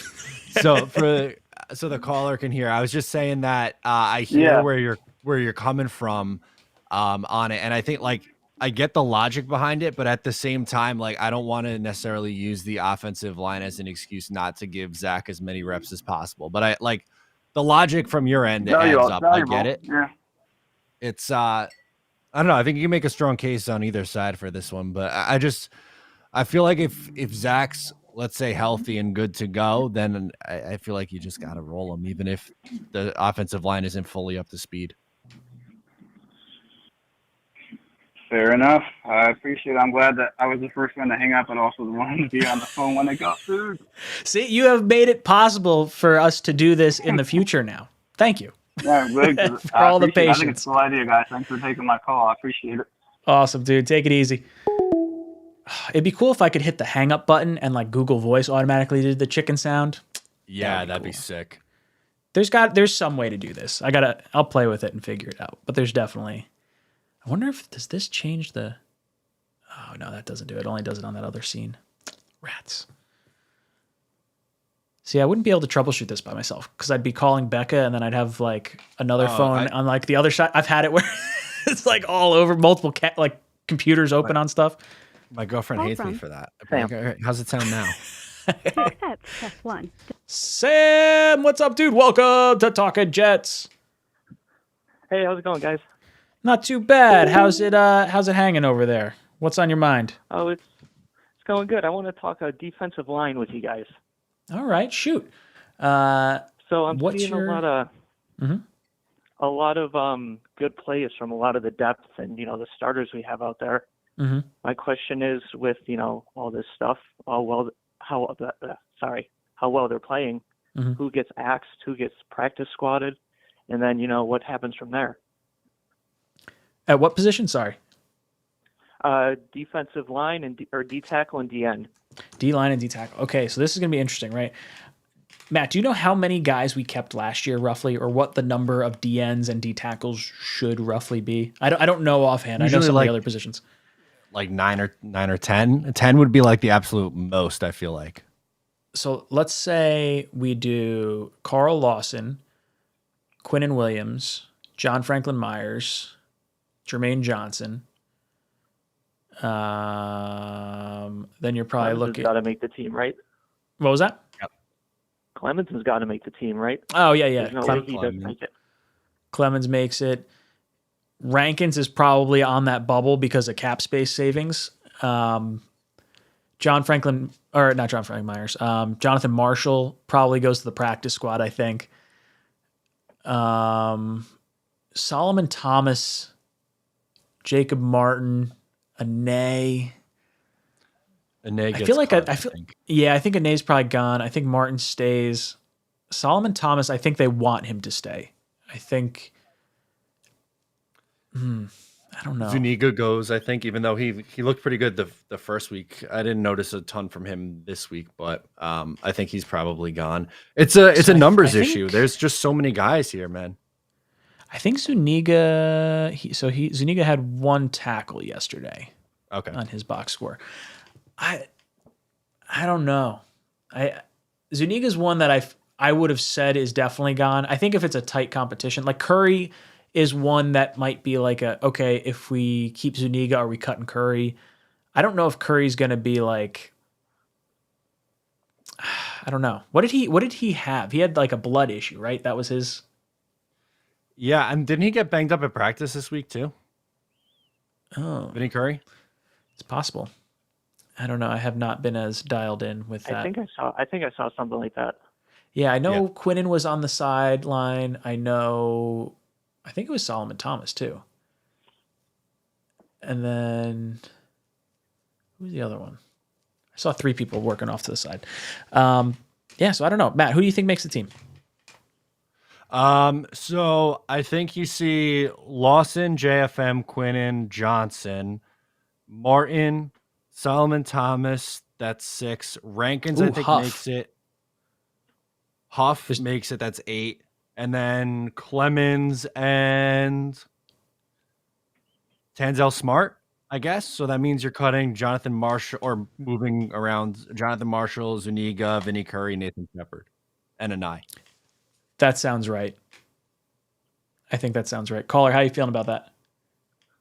Sounds good. The D-line sounds dirty. Looks like they're going to get a lot of sacks this year based off that. Dude, I hope so.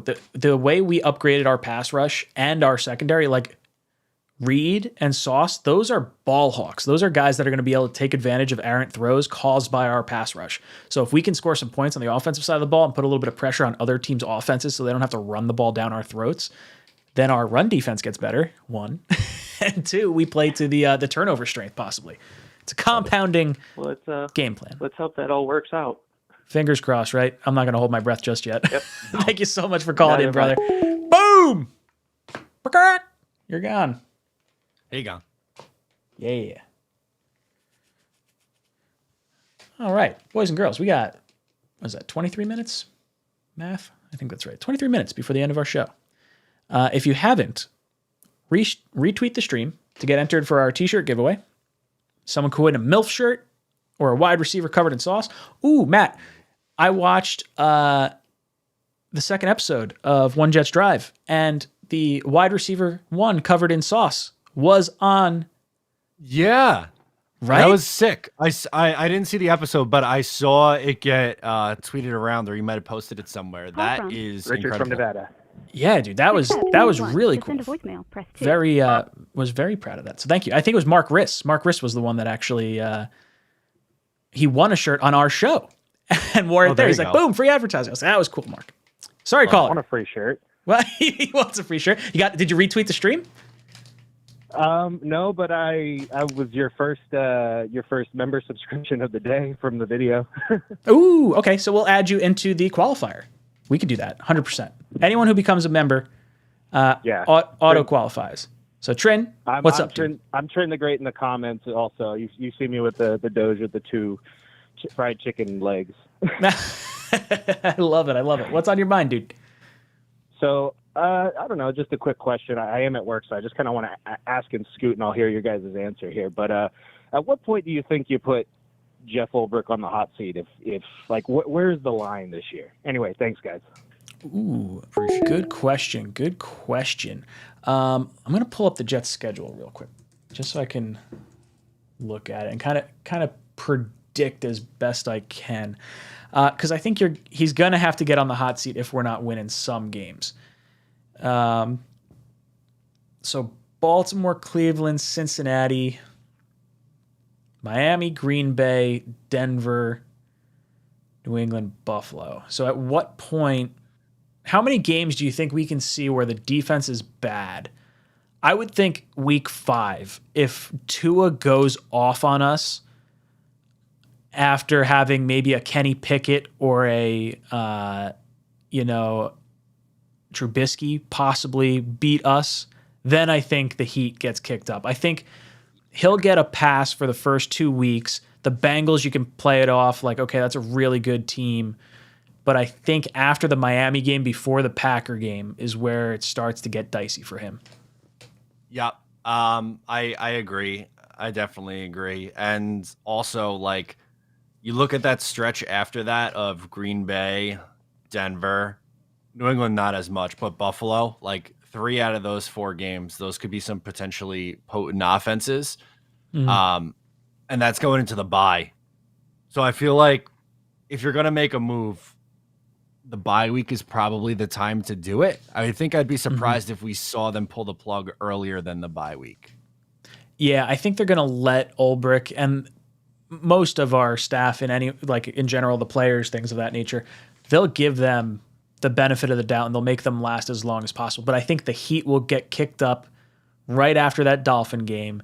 And then, like Matt said, Green Bay, Denver, New England, Buffalo, heading into the bye. Those have some really ugly potential. All 4 games could be losses for the New York Jets. I would imagine we would not be favorites in any of those games, especially if we wind up looking bad against Pittsburgh and Miami. So I think hot seat after week 5. If it doesn't get better, he's ousted week 10. Or do you think they hold on to him, but Saleh maybe takes play calling at week 10 and they try to make it last a little longer? See, I think that would be the move earlier. You try to do that around maybe week 5, week 6, and then if it's still not going well, they'll use him as a scapegoat. Yeah. And then I guess you get a quick litmus test going to New England after the bye. And then you get Chicago, the Vikings, Buffalo, the Lions, Jaguars, Seahawks, Dolphins. The tail end of our schedule is so much more favorable than the front end. The one thing I want to toss out there, I don't know how much you've heard. Like, a part of me is still nervous because it's New England and Bill Belichick, and I don't want to get my hopes up too much, but their offense has looked terrible so far in training camp and the preseason. So I want to get excited, but you'll have to excuse me because 20 years experience tells me not to. So I'm being very cautious about that right now, but just wanted to toss that out in the wind.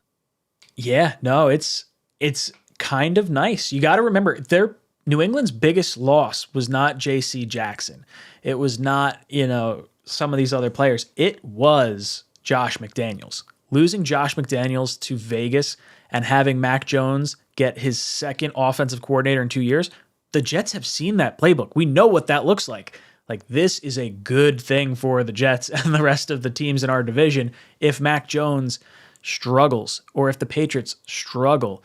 We still got to contend with Buffalo, and we don't know what Miami is. If Tua figures it out, they could be a tough team. But I love watching them throw ducks.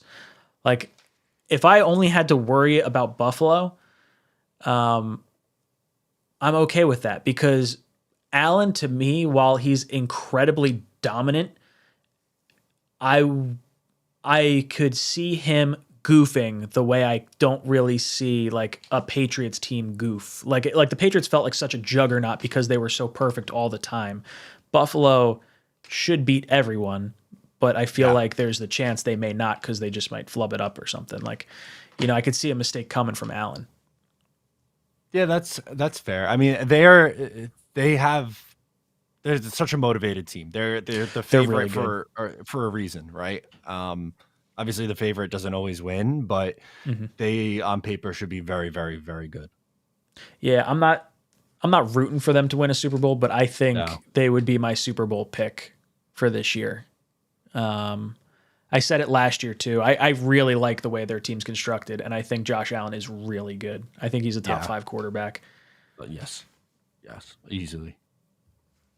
All right, let's try to get another caller. Phone number's on the screen. Let's see. I'm trying to keep an eye on the chat too. Yeah, I'm trying to do both. It's not I miss Green Bean. He's usually the guy in the chat. Green Bean takes care of the chat. For those of you guys that don't know, when we do our streams, Matt's the computer dude looking stuff up on stats and everything. Green Bean's the chat guy. And then I'm just the color commentary as things go on. So if you ever wonder, like, what's happening, that's the little... You're steering the ship. You have a very important job. All right. To accept, press 1. We got a To send caller on the voicemail, press line. What's up, brother? Welcome to Talkin' Jets. Hey, Ryan, how are you? Good, good, good. What's your name? I clicked a button and I didn't hear it when it came through. It's Mike. Mike! Mike. Guess what tomorrow is? Hump day! Hump day. Oh, no. What's going on, dude? So, sorry. So, what I'm thinking about is all the cuts and whatnot that we would do and all the bubble players. So I think the most interesting groups, of course, wide receiver, we'll save the Mims talk for now, but running back and tight end. Do you think we're going to keep 4 tight ends, knowing that our top 3 are locks? And if so, are you keeping Cager, or who are you keeping from the tight ends? Yeah, that's interesting. So, I mean, obviously the top 3 in 𝐒𝐮𝐬𝐫𝐞𝐿, Ruckert. Then I would probably keep Cager. I think that's the play, and I think you try to move 𝐒𝐵𝐽 to the practice squad. I think that's what you'd do. Matt, what do you think you'd do with the tight end position? Yeah, I think I'm keeping Lawrence Cager because I said this earlier in the show, but I think he adds a different dynamic that they just really don't have as a pass catcher. He's a converted wide receiver, so obviously his route running and speed is just unbelievable, and it's gonna take that tight end room to a whole nother level. They don't need to have him focus on blocking. Like, you have Ruckert for that. 𝐒𝐮𝐬𝐫's fine for that role. I think he's worthwhile to keep around. I don't think I'm keeping 4 running backs though. I think I'm keeping 3. Yeah, And that's the thing. Ooh. So who would you keep of the running backs or tight ends? What's your feeling? So I agree. I would keep 4 and I would keep Cager. I think Cager just brings a different element, especially being a converted wide receiver. But from a running back standpoint, I think I'd cut Coleman and Johnson and keep Zonovan Knight. And I don't know if that's a popular opinion. I want to see what you guys thought. So that's really interesting because I was having this debate with someone the other day too. And I would, running back wise, I'm keeping 3. And it would be, obviously Carter and Hall. And then I think I would hold on to Coleman. I like Bam Knight a lot. Richie and I were talking about this. Do you risk Bam Knight not making the practice squad? Because I do like him. But there's so much youth in that room and the team overall. And I think Coleman did well last year. I think it's okay to have a vet in that room. I don't know. I guess it's how much do you love Bam Knight versus whoever might be, the next guy if he's scooped off our practice squad. Yeah, I would keep Bam Knight. I think has that much upside. And with Coleman, he overachieved last year, but he's an injury waiting to happen. Guys always hurt. So I feel like I wouldn't trust him to last a full season anyway. And then if you lose Knight over it. And also, Knight's been good on special teams. A lot better than Tevin Coleman's been as a returner so far, in my opinion. So yeah, I guess give me the younger guy. Yeah, I guess when you think of it that way, Coleman's probably not getting picked up if he's cut too. We could hold on to Knight, and if someone gets hurt, we could probably bring Coleman back. You could. What do you think about that, Mike? Yeah, that's a good idea, especially with the whole practice squad rules that you guys were talking about. That's a potential. But yeah, I mean, thank you guys. I appreciate your time, and that was my thought: is go with the youth movement. Carter could be our veteran, I guess. In the room. Yeah, right. Year 2 sophomore. Love it, dude. Mike. Enjoy tomorrow. Hump day. Love it. That's funny. My new event coordinator at Black Bear's name is Mike, and every Wednesday we have a banquet event order meeting. It's like going over the events for the next 2 weeks. And Mike comes in and Mike, guess what day it is? He's like, I'm so sick of this. This guy's a Looney Tune. Call from Daniel from West Virginia. Oh, Daniel from West Virginia. What's up, dude? Welcome to Talkin' Jets. Hey, boys. What's going on? Oh, hanging out in the cockpit. What's on your mind? Hey, I really, I just wanted to run a scenario by you guys, and you could tell me what you think is the most likely to happen. Mm-hmm. You can even rank them. I don't really care. The first thing is the Jets this year get a win at both Denver and Green Bay away, Mm-hmm. or the Jets sweep both the Dolphins and the Patriots, or the Jets finish 11-6. I think it's more likely the Jets sweep the Dolphins and Patriots than the other two. I think trying to win in Denver and Green Bay, that's going to be really tough. And I don't see 11-5. So of those choices, I think it's the sweep. Matt, you think the same thing? 100%. They're at least comparable to both of those teams. Whereas finding 11 wins on this schedule is extremely, extremely tough. And then also, like Denver and Green Bay are two teams that they have an elite level quarterback and they have really, really good rosters. And they're tough places to play on the road too. So yeah, I would say the Miami and New England one. What do you think would be the most likely of those three scenarios? I think that if you hit one of those scenarios, you might hit two of those scenarios. I mean, if you sweep two of the teams in your division, that's 4 wins already. I mean, you only need to get 7 more to hit 11. So that's true. Look at us saying that as Jets fans, like that's easy or something. But we'd probably have to sweep those two in order to get to 11 anyway. Looking at the schedule, so that makes a lot of sense.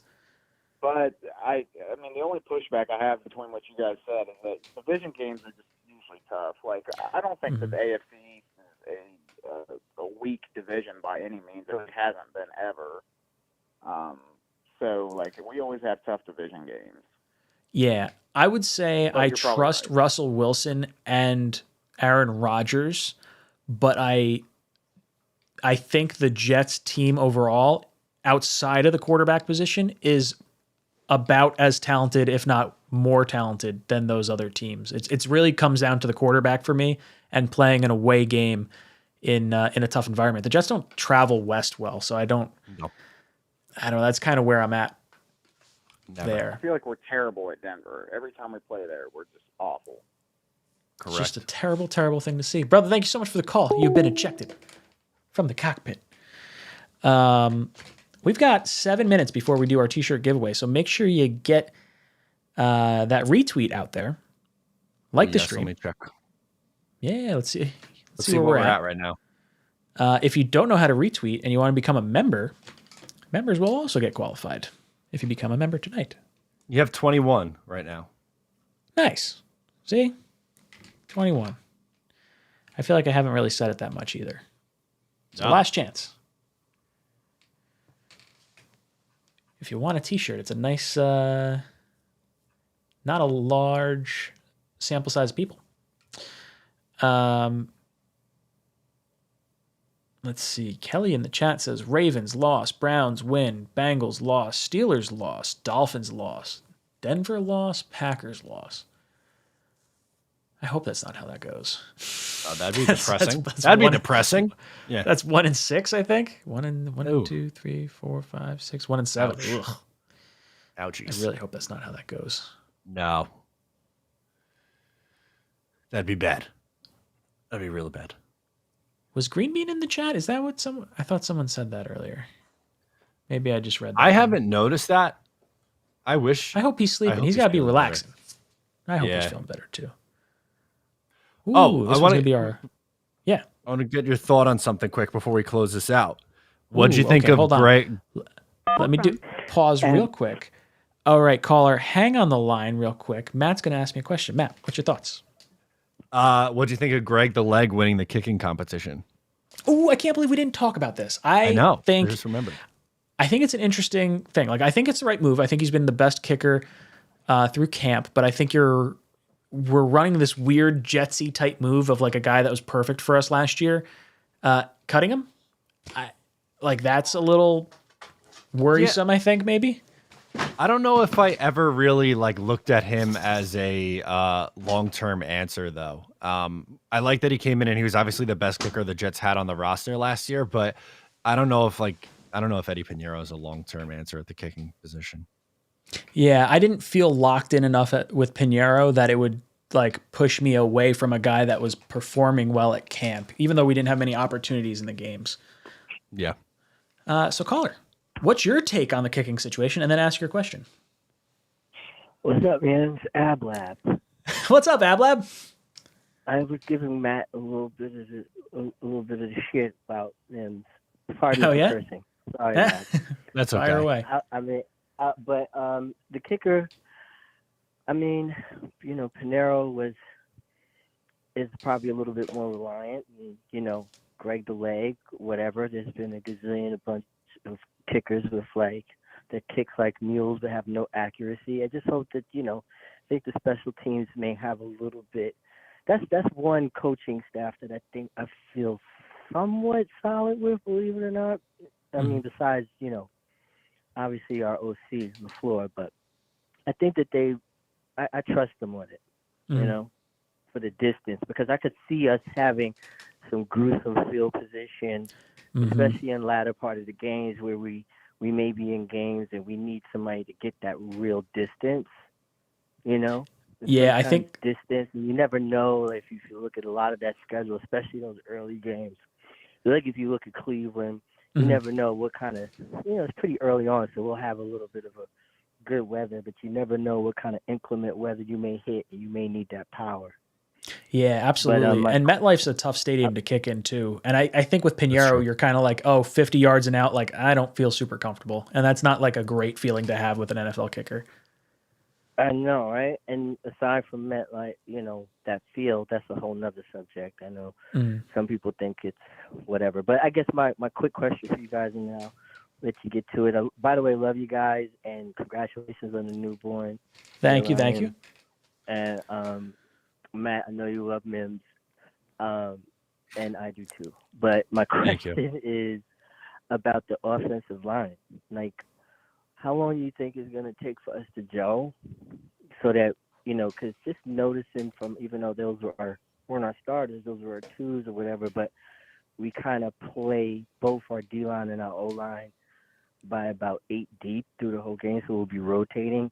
Like, how soon do you think we'll be able to gel to get, like, a really good running game going?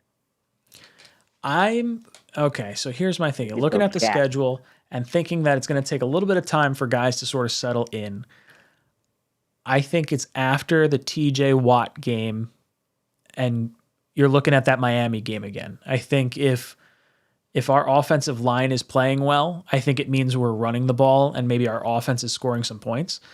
I don't know. I think our strength is in the running game for sure. And I'm hoping we get to see that, especially on the interiors. Like AVT, McGovern, and Tomlinson should just be like set it and forget it. The question marks for me are going to be the tackles.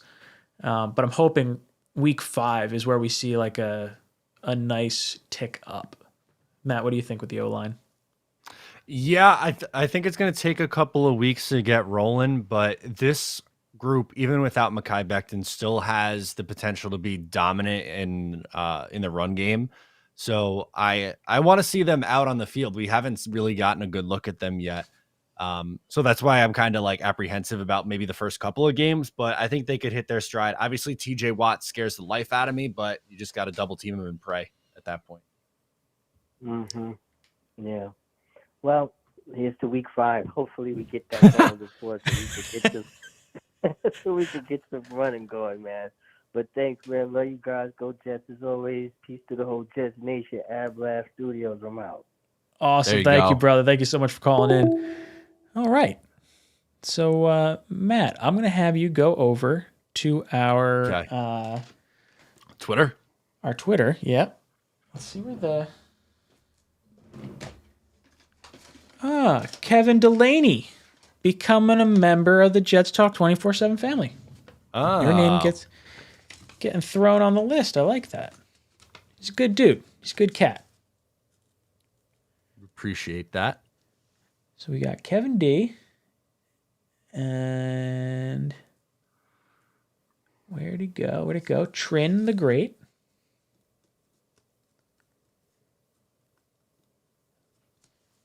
let's see.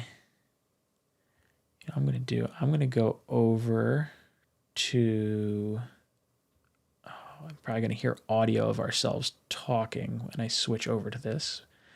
But I'll go to our last week's stream. I'm going to pull 5 people from there. Whoa, sound. All right, let's see. We've got, yeah, boom. We're going to do Jedi Knight of the 13th Order of Gotham. I'm not going to write that whole thing. Jedi Knight.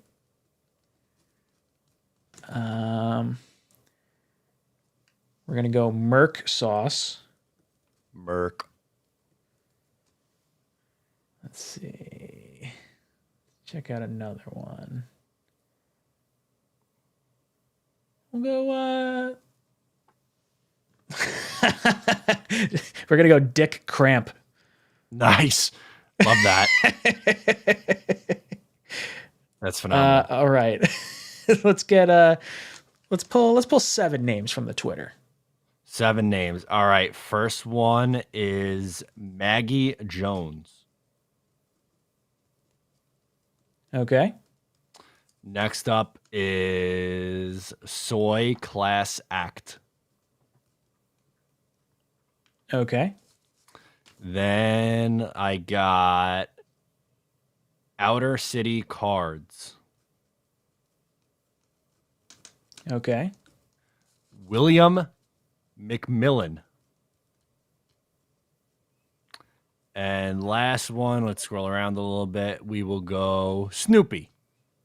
Snoopy. I like that name. Let's go 2 more. Yeah. Oh, let's pick 2 more. Hang on. I gotta go. Why I gotta not? go back. Give me 2 seconds. Oh no, I'm sorry. No, While you're going back, I'm just gonna pull up V-Man Super Chat. He says, "Trivia: what ex-NFL quarterback in a 3-year span bested both Drew Brees and Peyton Manning in the playoffs? P.S. It will be embarrassing if you don't know." Oh, come on, we know that. Ex-NFL quarterback in a 3-year span beat Drew Brees and Peyton Manning. Beat Drew Brees and Peyton Manning in a 3-year span. That would be Chad Pennington. It would be no. Oh yeah, you're right. It would be the Chargers with Breeze and Peyton with the Colts. Yep. That is a great question. I got one of your see because he didn't ask about like I don't know some backup offensive lineman in 1967. I was able to get that one. All right, give me 2 more names. Okay, J.E. Allen and Tuco the dog. Tuco. Well, that's one person. J.E. Allen and Tuco the dog. I should have made that more clear.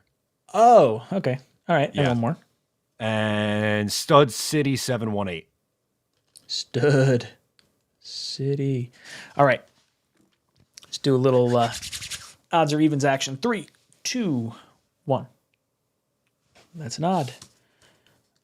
Sorry, Kevin D. Jedi Knight, gone. Dick Cramp, gone. Damn it.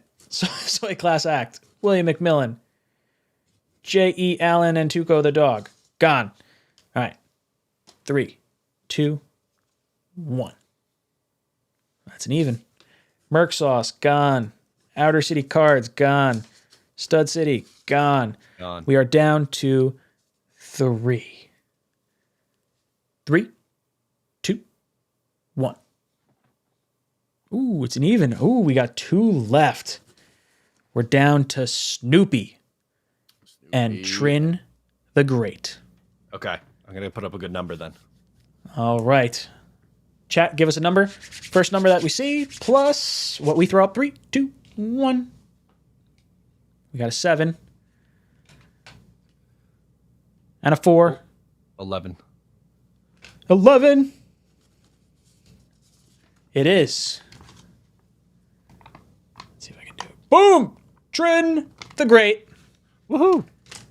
Congratulations, brother. Reach out. Touch me. No. Reach out to reach out to one of my social media things. I'll get your shirt size, your mailing address. I'll send you out a shirt.